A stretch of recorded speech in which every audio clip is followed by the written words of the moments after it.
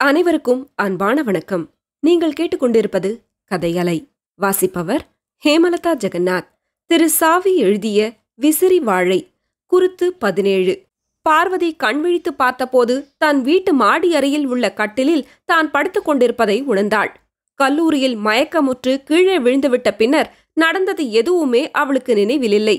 ராஜா, பாரதி, ஞானம், கல்லூரி மாணவிகள் சிலர், மிஸ்ஸஸ் அகாத்தா, இன்னும் சில புரொஃபசர்கள், அத்தனை பேரும் அந்த அறைக்குள் கவலை தோய்ந்த முகத்துடன் பார்வதியையே பார்த்த வண்ணம் நின்று கொண்டிருந்தனர். அப்போது இரவு 11 மணி இருக்கலாம். பார்வதி அவர்கள் எல்லோரையும் ஒருமுறை கண்ணோட்டமிட்டு, நீங்கள் எல்லாரும் எத்தனை நேரமாக இங்கே காத்திருக்கிறீர்கள்? பாவம், சாப்பிட்டீர்களா இல்லையா?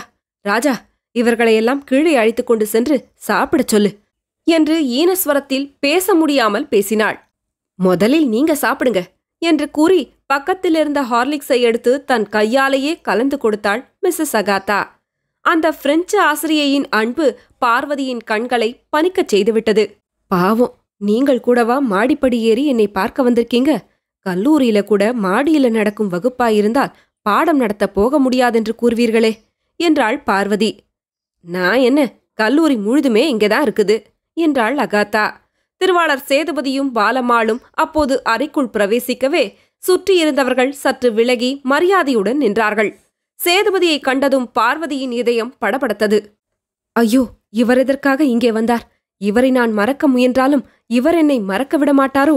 இவரை இனி கண்ணால் காணக்கூடாது, மனத்தாலும் நினைக்கக்கூடாது என்றல்லவா எண்ணிக்கொண்டிருந்தேன். இப்போது இவரே என் எதிரில் வந்து நிற்கிறாரே. டாக்டர் பாலம்மாள் பார்வதியின் கை நாடிகளை சற்று நேரம் உணர்ந்து பார்த்துவிட்டு பின்னர் காது குழலை வைத்து பரிசோதித்தாள். கவலைப்படுவதற்கு ஒன்றுமில்லை. 1 மாதம் ஓய்வெடுக்க வேண்டும், அதுதான் ரொம்ப முக்கியம். நான் நேற்று சொல்லிவிட்டு போனேன் கல்லூரிக்கு போகக்கூடாது என்று கூறிவிட்டு புறப்பட்டாள் டாக்டர். டாக்டருடனேயே இறங்கிச் சென்ற ராஜா, அத்தைக்கு என்ன ஆகாரம் கொடுக்கலாம் டாக்டர் என்று விசாரித்தான். மில்க்கும் ஃப்ரூட் ஜூஸும் நிறைய சாப்பிடணும் என்றாள் டாக்டர். என்ன ஃப்ரூட்ஸ் கொடுக்கலாம் டாக்டர்? மாதுளம்பழம் கொடுக்கலாமா? அத்தைக்கு மாதுளம்பழம் ரொம்ப பிடிக்கும்.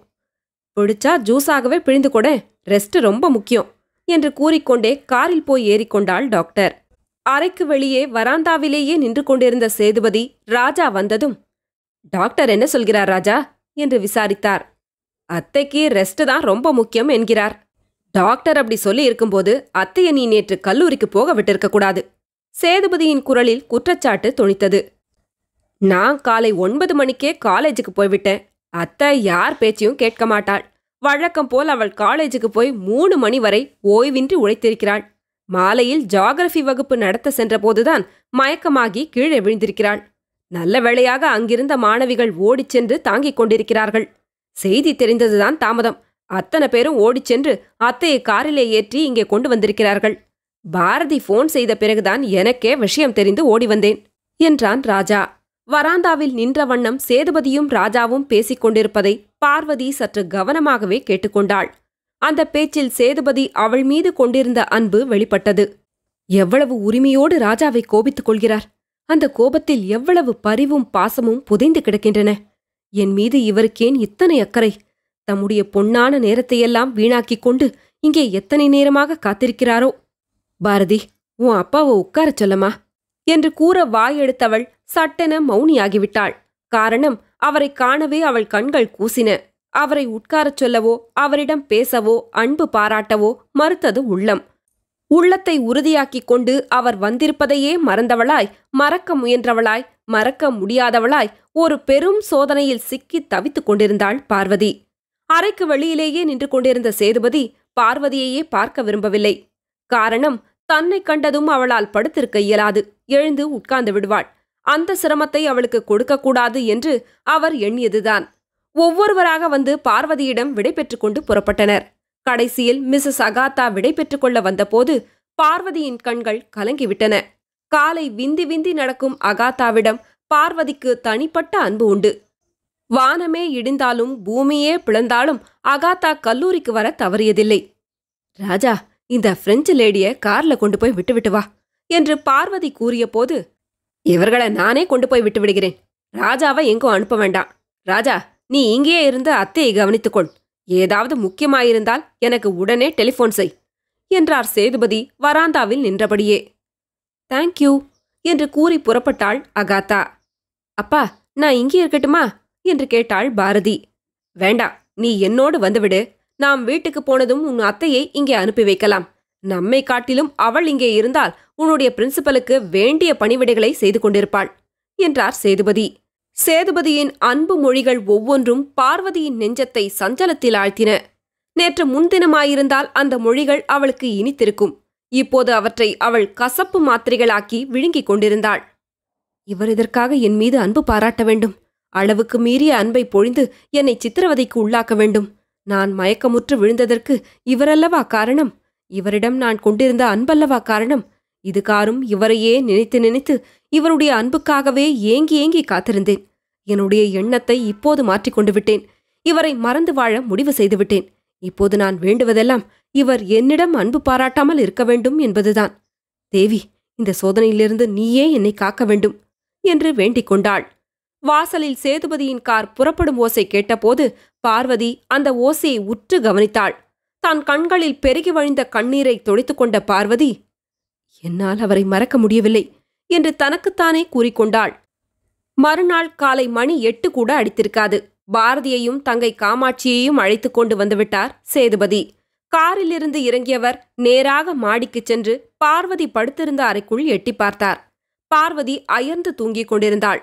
மெதுவாக அந்த அறைக்குள் சென்ற சேதுபதி தன் கையோடு கொண்டு வந்திருந்த பழங்களை எடுத்து பக்கத்திலிருந்த மேஜை மீது வைத்தார். அவ்வளவும் மாதுளம் கனிகள். அத்தைக்கு மாதுளம் பழம் என்றால் ரொம்பவும் பிடிக்கும் என்று முதல் நாள் இரவு ராஜா டாக்டரிடம் கூறியதும், பழத்தை ஜூஸாக பிழிந்து கொடேன் என்று டாக்டர் பதில் கூறியதும் சேதுபதியின் காதில் விழுந்திருக்க வேண்டும். அவர் சந்தடியின்றி பழங்களை வைத்துவிட்டு புறப்பட்ட போது பார்வதி சட்டென்று கண் விழித்துக் கொண்டு, நீங்களா? இப்போது எதற்கு வந்தீர்கள்? மாதுளம் பழங்களெல்லாம் ஏது என்று கேட்டாள். என் தங்கையை அழைத்து வந்தேன். அவள் தங்களுக்கு வேண்டிய பணிவிடைகளை செய்வாள். எனக்கு கொஞ்சம் அவசர வேலை இருக்கிறது. நான் மறுபடியும் மாலையில் வந்து பார்க்கிறேன். நீங்கள் அதிகம் பேசக்கூடாது. மனசுக்கு அமைதியும் உடலுக்கு ஓய்வும் மிக முக்கியமாம். டாக்டர் கூறியிருக்கிறார். மேலே எதுவுமே சொல்லாமல் புறப்பட்டு விட்டார் சேதுபதி. இவர் யாரோ நான் யாரோ? இவர் எதற்காக எனக்கு இத்தனை உபச்சாரம் செய்ய வேண்டும்? நான் இவரை மறக்க நினைக்கும்போது இவர் ஏன் என் மீது அளவற்ற அன்பை பொழிகிறார்? எனக்கு மாதுளம் பழத்தின் மீது ஆசை என்பது இவருக்கு எப்படி தெரிந்தது?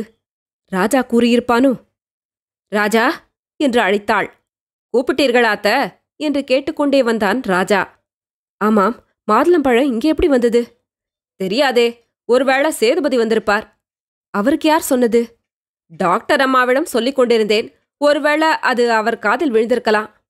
ஓ, ஏன் அத்த, சாப்பிட்றீங்களா? ஜூஸ் பிழிஞ்சு கொடுக்கறேன் ஆர்வத்துடன் கேட்டான் ராஜா. வேண்டாம், அலட்சியத்துடன் சாரமற்ற குரலில் பதில் கூறினாள் பார்வதி. அதில் வெறுப்பும் இழையோடி இருந்தது. சேதுபதியின் அன்பு அவள் இதயத்தை நெகிழ வைத்தது. ஆனால் அதை அவள் பாராட்டவில்லை. அவர் காட்டும் அன்பை ஏற்றுக்கொள்ளவும் தயாராயில்லை. அந்த அன்பை அவள் பொருட்படுத்தவும் இல்லை, அலட்சியம் செய்யவும் இல்லை. அவர் தன்னிடம் அன்பு கொண்டிருப்பதை அவள் உணர்ந்ததாகவே காட்டிக்கொள்ளாமல் அவர் வருகிற போதும் பேசுகிற போதும் உணர்ச்சியற்ற மரக்கட்டையாக இருந்து சர்வ சாதாரணமாக பதில் கூறிக்கொண்டிருந்தாள். இப்போது அவர் ஆசையோடு கொண்டு வந்து வைத்துவிட்டு போயிருக்கிற மாதுளம் பழங்களை சாப்பிடுவதா வேண்டாமா? கூடாது. இதை சாப்பிட்டால் அவர் என் மீது கொண்டுள்ள அன்பை நான் ஏற்றுக்கொள்வதாகும். இந்த பழங்களை நான் கையினாலும் தொடமாட்டேன். இன்று மாலை அவர் இங்கே வருவார். வந்ததும் வராததும் மாதுளம் பழங்களை நான் சாப்பிட்டு விட்டேனா என்று கவனிப்பார். பழங்கள் அப்படியே கிடப்பதைக் கண்டதும் என் மீது அவருக்கு கோபமாக வரும். என்னிடம் வெறுப்பு தோன்றும். பிறகு அவர் என்னிடம் வைத்துள்ள பாசத்தை, நேசத்தை கொஞ்சம் கொஞ்சமாக மறந்துவிட எண்ணுவார். அதைத்தான் நானும் எதிர்பார்க்கிறேன். அவள் அந்த பழங்களை தொடவே இல்லை. மாலை 5 மணி. சேதுபதியின் கார் வரும் ஓசை கேட்டு பார்வதியின் இதயம் அடித்துக் கொண்டது. தாங்கள் வைத்துவிட்டுச் சென்ற மாதுளங்கனிகள் அமுதமாக இனித்தன என்று பார்வதி கூறுவாள். அந்த பதிலை கேட்டதும் என் முகத்தில் எந்தவித மாறுதலும் தோன்றக்கூடாது. இவ்வாறு எண்ணியபடியே படிகளைக் கடந்து பார்வதியின் அறையை அடைந்தார் சேதுபதி. பார்வதி அவரை ஏறிட்டு பார்த்தாள். அந்த பார்வையில் எந்த உணர்ச்சியுமே இல்லை. நன்றாக தூங்கினீர்களா? சேதுபதி ஆவலுடன் கேட்டார். தூங்கினேன். பார்வதியின் பதிலில் அத்தனை உற்சாகமில்லை. சேதுபதியின் பார்வை பழங்கள் மீது பதிந்தது. காலையில் வைத்துவிட்டு போன அத்தனை பழங்களும் அப்படியே அனாதை போல் கிடந்தன. அந்த காட்சி அவருக்கு வேதனையை அளித்தது. வேதனைகளெல்லாம் ஓர் உருண்டையாக மாறி நெஞ்சுக்குள் அடைத்துக் கொண்டது போல் ஓர் உணர்ச்சி. அதை விழுங்கி ஜீரணித்துக் கொள்ள முயன்றார். முடியவில்லை. ஒரு நிமிஷம் அந்த அறைக்குள் மௌனம் நீடித்தது. அந்த ஒரு நிமிஷத்துக்குள் பார்வதிக்கு இதயமே வெடித்துவிடும் போல் தோன்றியது. வேதனையை சகித்துக்கொண்டு மௌனத்தை கலைத்துக்கொண்டு அவர்தான் பேசினார். சாப்பிட்டீர்களா? அந்த கேள்வியில் எல்லா வேதனைகளும் அடங்கி கிடந்தன. உங்கள் கையால் அதை எடுத்துக் கொடுங்கள் என்று சொல்லத் துடித்தது அவள் இதயம். ஆனால் வாயிலிருந்து வார்த்தைகள் வரவில்லை. துக்கம் நெஞ்சை அடைத்துக்கொள்ள கையை நீட்டினாள் பார்வதி. தொடரும். கதையலை உங்களுக்கு பிடிச்சிருந்ததுன்னா உங்க நண்பர்களோடும் உறவினர்களோடும் பகிர்ந்துக்கோங்க. நன்றி.